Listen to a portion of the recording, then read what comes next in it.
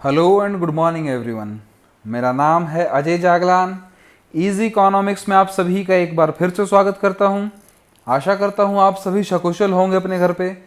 तो बच्चों, जो आज का चैप्टर होगा हमारे पास, आपकी जो बुक है इंडियन इकोनॉमी, उसका आपका लास्ट चैप्टर है। ठीक है, चैप्टर नंबर 13, जिसका नाम है development experiences of India, Pakistan and China, a comparative study. कि भाई जो भारत है, चाइना है, पाकिस्तान है, ठीक है, इनका जो डेवलपमेंट प्रोग्राम था, जो तीनों एक तरीके से आज़ाद हुए थे। ठीक है, मैं तीनों की आज़ादी नहीं कह सकता बच्चे उसे, क्योंकि जब इनका टाइम पीरियड था जो कंट्री बनने का, वो एक अप्रोक्स एक ही टाइम पीरियड था। इंडिया और पाकिस्तान आप सभी को पता है, दोनों एक साथ आज़ाद हुए थे अंग्रेजों से 1947 में। और जो चाइना में वन पार्टी सिस्टम है, कम्युनिस्ट पार्टी सिस्टम है, वो 1949 के अप्रोक्स में हुआ था, वहां पर रेवोल्यूशन हुआ था। उसके बाद से लेके आज तक वहां पर सिंगल पार्टी शासन कर रही है। और इंडिया और पाकिस्तान एक तरीके से एक डेमोक्रेसी है। इंडिया एक कंप्लीट डेमोक्रेसी है, पाकिस्तान एक कंप्लीट डेमोक्रेसी नहीं है। तो इन तीनों के जो डेवलपमेंट प्रोग्राम थे, उनके बीच में हमें एक कंपैरेटिव स्टडी करनी है, क्योंकि ऑब्वियस सी बात है बच्चे, भारत के दो ही अच्छे एक पॉइंट के नेबर हैं, एक पाकिस्तान और एक चाइना। तो उन्हीं के लेवल से यहाँ पर आप हमें कंपैरेटिव स्टडी करनी है। तो यहाँ पर आपको बहुत कुछ जानने को मिलेगा। तो स्टार्ट करने से पहले a lot to know, a lot to discuss as always, but before we begin, अगर आप मेरे चैनल पर नए हैं तो चैनल को सब्सक्राइब करना बिल्कुल ना भूले। ठीक है बच्चे, तो स्टार्ट करते हैं हम लोग अपने चैप्टर नंबर 13 को। देखो भाई, चैप्टर की स्टार्टिंग से पहले आपको एक बेसिक सी चीज बता दूं। यहां पर भारत, चाइना और पाकिस्तान का एक कंपैरिजन किया गया है कि हमारी जो सरकारें थी आज़ादी से लेके आज तक, उन्होंने जो डेवलपमेंट किए हैं, ठीक है, उनका बैकग्राउंड कैसा है, ठीक है, प्रेजेंट सिचुएशन कैसी है, वो फ्यूचर के अकॉर्डिंग किस अकॉर्डिंग काम कर रहे हैं, या जो प्लानिंग उन्होंने चूज की, ठीक है, तीनों कंट्रीज की गवर्नमेंट ने जो प्लानिंग चूज की, तो उन प्लानिंग की हेल्प से वो आज कहां पहुंचे हैं। तो उस चैप्टर के बारे में हमें यहां पर पढ़ना है। ठीक है बच्चे, तो देखो, ये हमारा बेसिक सा जो हमारे नेबरस हैं, हमारा मैप है, इंडिया का मैप आप सभी बहुत अच्छे से जानते हैं। ठीक है, ये सबके दिलों में बसता है। ये चाइना का मैप है, ये हमारे साथ पाकिस्तान का मैप है बच्चे। ठीक है, तो स्टार्ट करते हैं। फर्स्ट पॉइंट में कहता है strategies of growth of India, Pakistan and China, कि जो भारत, चाइना और पाकिस्तान की स्ट्रेटजीज थी, प्लानिंग थी, वो किस अकॉर्डिंग थी। देखो, कहता है आज़ादी के बाद 1947 में आज़ादी के बाद भारत और Pakistan adopt almost a similar strategy of growth. दोनों की जो प्लानिंग थी, स्ट्रेटजी थी ग्रोथ को लेके, वो एक जैसी थी। ठीक है, बिल्कुल आसपास या सेम हम लोग नहीं कह सकते, लेकिन अप्रॉक्स उसको सेम कह सकते हैं। कहता है it was a mixed economy model of growth. Bharat और पाकिस्तान, याद रखना मैं यहाँ पर भारत और पाकिस्तान की बात कर रहा हूँ। जो भारत और पाकिस्तान है, इंडिया और पाकिस्तान है, दोनों का जो मॉडल था ग्रोथ का, वो एक मिक्स्ड इकोनॉमी था। कुछ पार्ट्स गवर्नमेंट का, कुछ पार्ट प्राइवेट पार्टनरशिप का। ठीक है, आगे कहता है the strategy of growth underline the significance of both private and public sectors. जब मिक्स इकोनॉमी होगी बच्चे, तो पब्लिक और प्राइवेट दोनों पार्टनरशिप, दोनों सेक्टर यहाँ पर इन्वॉल्व करेंगे ग्रोथ के, इकोनॉमिक ग्रोथ के अंदर।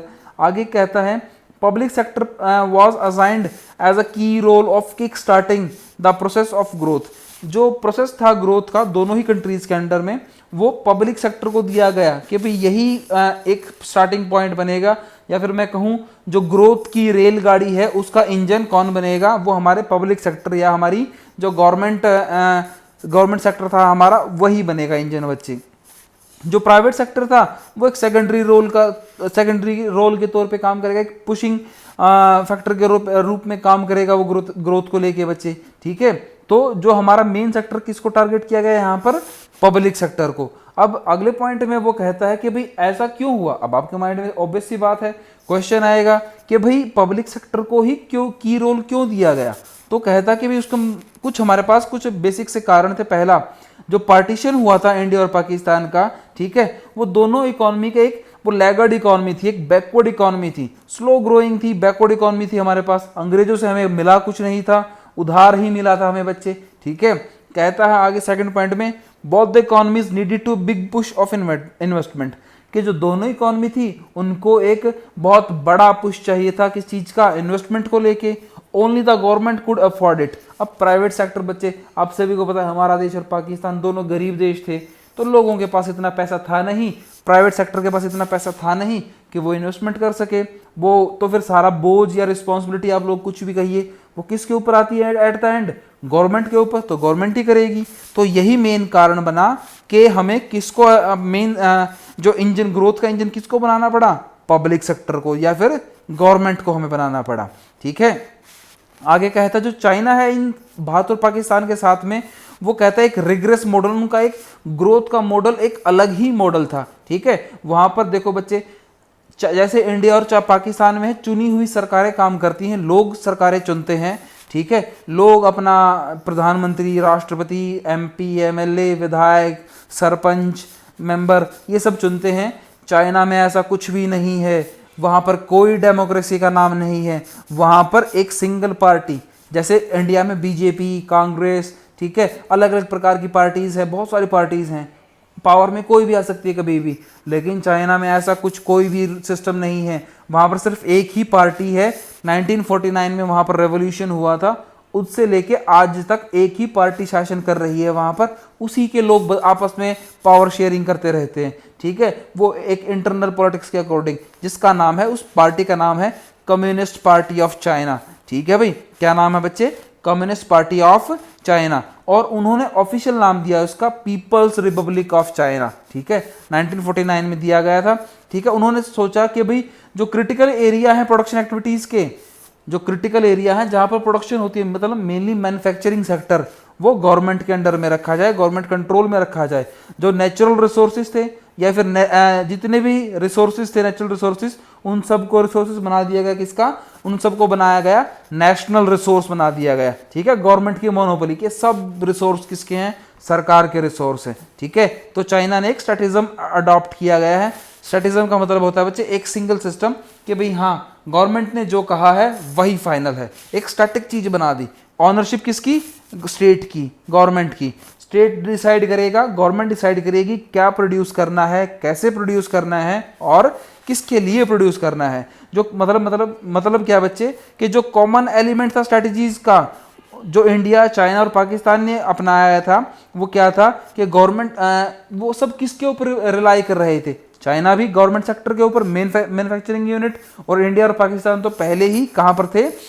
मेन कहाँ पर? गवर्नमेंट सेक्टर के ऊपर रिलाई कर रहे थे वो। तो आगे कहता है also all three economies relied basically on inward looking strategy of growth, के जो तीनों इकोनॉमी थी ना, उन्होंने एक्सपोर्ट प्रमोशन की बजाय बच्चे, कि एक्सपोर्ट को प्रमोट करें हम लोग अपने, तो उन्होंने किसको प्रमोट किया?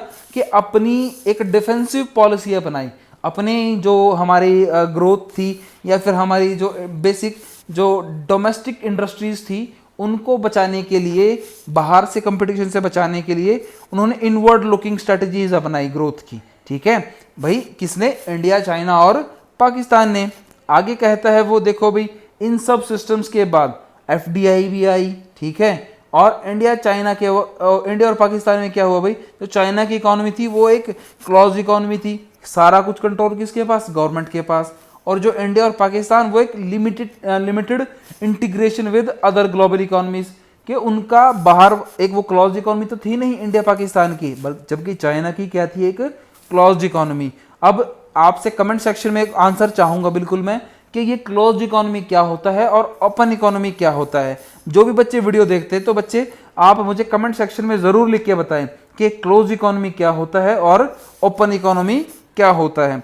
जो चाइना की इकोनॉमी थी वो थी क्लोज इकोनॉमी, और इंडिया और पाकिस्तान की वो ना पूर्णतः क्लोज इकोनॉमी थी, ना ही फुली ओपन इकोनॉमी थी, वो लिमिटेड टाइप की थी। ठीक है, उनका बाहर जो ग्लोबल इकोनॉमीज थी उनसे लिमिटेड टाई अप था।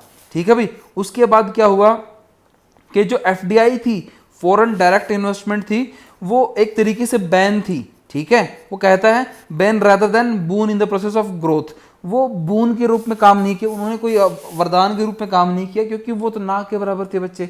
बाहर के लोग तभी तो इन्वेस्टमेंट कर पाएंगे ना, जब आपसे उनके कनेक्शन होंगे, और आपके तो उनसे कनेक्शन है ही नहीं। ठीक है, तो वहां पर उन्होंने एक अभिशाप के रूप में काम किया है। आगे कहता है बच्चे वो हमारे पास, कि जो टाइम के साथ क्या थी, जो हमारी स्ट्रेटजीज ऑफ ग्रोथ थी, has undergone a significant change in India Pakistan.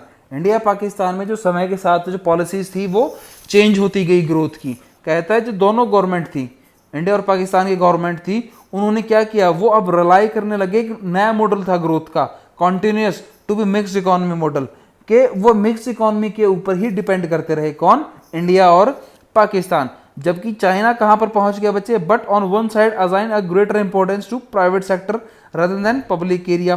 कहता है कि चाइना की बात नहीं कर रहा, उनका ध्यान कहाँ था, मेन गवर्नमेंट के ऊपर तो था इंडिया और पाकिस्तान का, बट प्राइवेट पार्टनर्स को भी, जो प्राइवेट सेक्टर था उसको भी यहाँ पर इंपॉर्टेंस मिलने लगी। ठीक है, आगे कहता है now the model of growth is the one which assign greater importance to FDI rather than domestic investment. अब जो मॉडल बन चुका है हमारा ग्रोथ का, वो एफडीआई का पार्ट बन चुका है, सॉरी एफडीआई टाइप का बन चुका है, कि वहां पर जो डोमेस्टिक प्रोडक्शन थी, डोमेस्टिक इन्वेस्टमेंट थी, उसकी बजाय जो फॉरेन डायरेक्ट इन्वेस्टमेंट है कि बाहर से, कंट्रीज के बाहर से इन्वेस्टमेंट आई, उस पर ज़्यादा फोकस होने लग गया, जबकि पहले ऐसा नहीं था। जो मैंने थोड़ी देर पहले आपसे एक वर्ड डिस्कस किया था मैंने आपसे, चाइना से रिलेटेड स्टैटिज्म, उसका मतलब क्या होता है, कहता है a complete ownership of resources by the state, के जो रिसोर्सेज थे ना, उनकी सारी की सारी ऑनरशिप किसके पास, स्टेट के पास, गवर्नमेंट के पास बच्चे। आगे कहता है वो कि चाइना में क्या हुआ, चाइना में साथ साथ हमने इंडिया पाकिस्तान को तो समझ लिया, और चाइना में क्या हुआ बच्चे, चाइना में कहता है core element of growth model has not change. जो उनका बेसिक मॉडल था ना, बेसिक मॉडल था किसका, ग्रोथ का, उसमें कोई भी चेंज नहीं हुआ। हमारे इंडिया पाकिस्तान में तो समय के साथ चेंज होता रहा, जबकि चाइना में ऐसा कोई चेंज नहीं हुआ। मैं बेसिक मॉडल की बात कर रहा हूं बच्चे, कि वहां पर कोई चेंज नहीं हुआ, वो अभी भी एक स्टेट मैनेज इकोनॉमी थे, स्टेट उनको मैनेज कर रहा था। ठीक है, कहता है however a substantial transformation has occurred in China in terms of integration of the economy with the rest of the world. The Chinese economy has shown a significant transformation from the close economy to open economy. उन्होंने एक significant transformation तो show करी close economy से निकल के open economy के रूप में, लेकिन बेसिक मॉडल उनका वही रहा।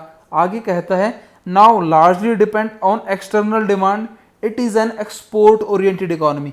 पहले इंडिया, चाइना और पाकिस्तान की जो स्ट्रेटजीज थी वो क्या थी, एक इनवर्ड लुकिंग स्ट्रेटजीज थी। इंडिया पाकिस्तान में कुछ खास चेंज हुआ नहीं, चेंज तो हुआ पर खास चेंज नहीं हुआ। पहले वो इनवर्ड लुकिंग ज़्यादा फोकस करते थे। अब चाइना का, मैं चाइना की बात कर रहा हूँ बच्चे, अब चाइना क्या हो गया, एक एक्सपोर्ट ओरिएंटेड इकोनॉमी। और हम जो आज बात कर रहे हैं ना, हम भारत देश की बात कर रहे हैं, आत्मनिर्भर भारत की बात कर रहे हैं, चाइना ये बहुत पहले बन चुका है आत्मनिर्भर बन के। देखो, आप आत्मनिर्भर बनने के बाद ही एक्सपोर्ट कर पाएंगे। जब आप खुद की डिमांड पूरी कर लेंगे, आप इतनी प्रोडक्शन करें कि पहले घर की डिमांड पूरी करें, उसके बाद बाहर वालों की डिमांड पूरी करें। इंडिया, चाइना, पाकिस्तान एक साथ दौड़े। चाइना ने बीच में ट्रांसफॉर्मेशन अच्छी की, अपना बेसिक मॉडल वही रखा, बेसिक मॉडल वही रखा, उसमें कोई चेंज नहीं किया। इनवर्ड लुकिंग पॉलिसीज थी, आज वो एक एक्सपोर्ट ओरिएंटेड पॉलिसी इकोनॉमी बन चुका है। एफडीआई वहां पर क्या है, हाई प्रायोरिटी पे है। ठीक है, एफडीआई वहां पर हाई प्रायोरिटीज पे है बच्चे। आगे कहता है वो, it is owing to change in strategies of growth that all the three economies like India, China, Pakistan have succeeded and achieving a breakthrough in their growth path। कि जो देखो FDI के बाद क्या हुआ है, जो इंडिया, चाइना, पाकिस्तान, इनकी इकोनॉमीज ने काफ़ी चेंज शो किया है बच्चे। कहता पॉइंट्स के अकॉर्डिंग कि GDP growth taken a substantial, जब जो जीडीपी ग्रोथ है वो बहुत ज़्यादा हुई है। जो स्ट्रक्चर था ग्रोथ का, उसने एक काफ़ी सिग्निफिकेंट चेंज नोटिस किया, ट्रांसफॉर्मेशन हुई है। आगे कहता है द डेमोग्राफिक प्रोफाइल है, जो डेमोग्राफिक प्रोफाइल है हमारा, वो री रिटर्न हुआ है, वो चेंज हुआ है। ह्यूमन डेवलपमेंट इंडेक्स में वो इंक्रीज हुआ है। पहले हमारे यहाँ पर लोगों का रहन सहन, स्टैंडर्ड ऑफ लिविंग काफ़ी पुअर था, अब वो काफ़ी एडवांस हो चुका है बच्चे। ठीक है, आगे वो कहता है देखो कि China has establish a substantial lead over India Pakistan. अब जो मॉडल इंडिया और पाकिस्तान फॉलो कर रहे थे, चाइना उसके अपोजिट फॉलो कर रहा था। तीनों साथ साथ चल रहे थे, लेकिन चाइना ने धीरे धीरे इंडिया और पाकिस्तान को सरपास कर दिया, उनसे आगे निकल गया। ठीक है, काफ़ी बड़ा चेंज नोटिस कर चुके हैं वो, particularly in the areas of GDP growth. GDP growth के एरिया में बात कर रहा हूँ। देखो बच्चे, अगर आपको एग्जांपल के तौर पे बात करूँ मैं, जो इंडिया की इकोनॉमी है वो मनी पावर के रूप में बात कर रहा हूँ, तो वो 2.5 से 3 ट्रिलियन के अप्रॉक्स की है, 3 ट्रिलियन की, मेनली बात करूँ तो 300 बिलियन के आसपास की या 300 लाख करोड़ की, ठीक है। और जो चाइना की है वो 12 ट्रिलियन के आसपास की है। इकोनॉमी की बात कर रहा हूँ बच्चे मैं। हम लोगों ने 2022 का टारगेट रखा है इंडिया ने कि हमें 5 ट्रिलियन की इकोनॉमी बनना है, 500 लाख करोड़ की इकोनॉमी हमें बनना है। और अगर अमेरिका की बात करूं बच्चे तो वो अप्रॉक्स 700 लाख करोड़ की इकोनॉमी बच्चे, दुनिया की सबसे बड़ी इकोनॉमी है वो, ठीक है।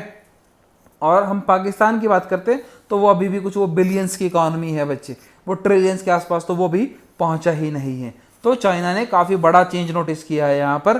तो ये आज के चैप्टर की हमारी स्टार्टिंग थी बच्चे, और आज की वीडियो में सिर्फ इतना ही। चैप्टर अभी स्टार्ट हुआ है तो आपको बहुत कुछ जानने को मिलेगा यहाँ पर। तो अभी चैप्टर को, अभी वीडियोस को स्टे ट्यून रखना बच्चे, तो क्योंकि आपको इस चैप्टर में बहुत कुछ सीखने को मिलेगा और ये एक बहुत इंटरेस्टिंग चैप्टर है बच्चे, ठीक है। तो आज के सेशन में सिर्फ इतना ही। आशा करता हूँ आपको पूरा लेक्चर क्लियर हुआ होगा। अगर सेशन से रिलेटेड कोई भी कमेंट्स हैं, कोई डाउट हैं, तो मुझे, कोई क्वेश्चन है आपके पास तो मुझे कमेंट सेक्शन में ज़रूर लिखें। और जो क्वेश्चन मैंने आपसे पुट आउट किए हैं उनका आंसर मुझे कमेंट सेक्शन में ज़रूर प्रोवाइड करें बच्चे। तो thanks for listening, have a great day.